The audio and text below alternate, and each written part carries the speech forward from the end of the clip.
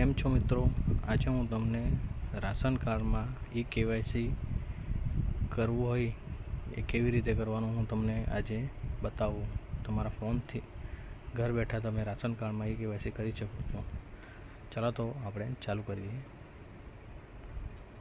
સૌથી પહેલાં તમારે માય રાશન કાર્ડ એપને ડાઉનલોડ કરીને રજીસ્ટર કરી લેવાનું. ત્યાર પછી તમારે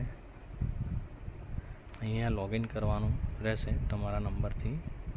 તો ચાલો હું મારા નંબર લોગિન કરી દઉં. ઠીક છે, લોગિન કર્યા પછી સૌથી પહેલાં તમારે રાશન કાર્ડની વિગતો જોવી પડશે. તમારે અહીંયા તમારા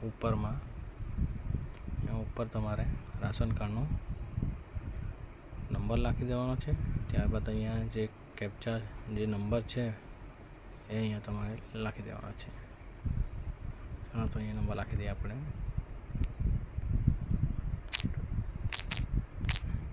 ત્યાર પછી વિગતો બતાવો પર ચેક કરવાનું છે રહેશે.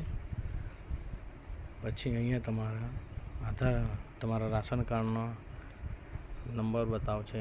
અહીંયા તમારા કાર્ડ ધારકનું નામ આવશે, કાર્ડની કેટેગરી બતાવશે, ગેસ કનેક્શન છે કે નથી તે બતાવશે, સરનામું, તાલુકો, જિલ્લો, દુકાનનું નામ, વ્યાજબી ભાવની દુકાન, કાર્ડની સ્થિતિ બધું બતાવશે. પછી ત્યારબાદ અહીંયા કાર્ડની સભ્યની યાદીમાં નીચે સભ્યોનું નામ હશે. ત્યાર પછી તમારે અહીંયાથી બેક આવી જવાનું છે.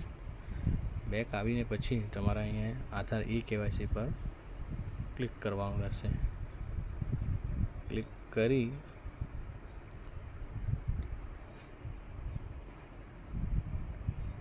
પછી તમારે અહીંયા આધાર કેવાયસી પર સૌથી પહેલાં અહીંયા સૂચનાઓ જોઈ લઈએ. અહીંયા સૂચના એ છે કે તમારે અહીંયાથી પહેલાં ડાઉનલોડ આધાર ફેસ આરડી એપ ચાલુ કરવાનું. અહીંયા ક્લિક કરશો એટલે તમે આધાર પ્લે સ્ટોર પર રિડાયરેક્ટ થઈ જશો. અહીંયા તમારે આધાર ફેસ આરડી એપ ડાઉનલોડ કરવાનું રહે છે. મારું ઓલરેડી ડાઉનલોડ જ છે. અહીંયાથી બેક આવીને અહીંયા તમારે સૂચનાઓ અહીંયા ક્લિક કરીને કાર્ડની વિગતો પર અહીં ક્લિક કરવાનું. પછી અહીંયા તમારું રાશન કાર્ડ એડ થઈ જશે. અહીંયા તમારે આ કોડ લખીને રાશન કાર્ડની વિગતો મેળવો સ્ટેપ 1 કરી દેવાનું. ત્યાર પછી અહીંયા તમારા કાર્ડના મેમ્બરના નામ જોવા મળશે. પછી અહીંયા તમારે નીચે સ્ક્રોલ ડાઉન કરવાનું છે. અહીંયા તમારે તમારા નામ પર ક્લિક કરી આ સભ્ય અહીંયા ક્લિક કરીને અહીંયા ક્લિક કરી દેવાનું. ઓટીપી જનરેટ કરી દેવાનું. ઓટીપી જનરેટ કર્યા પછી ઓટીપી આવશે. એ તમારે ઓટીપી અહીંયા લખી દેવાનું છે. ઓટીપી લખી પછી ચકાસો સ્ટેપ પર કરી દેવાનું છે. અહીંયા પછી તમે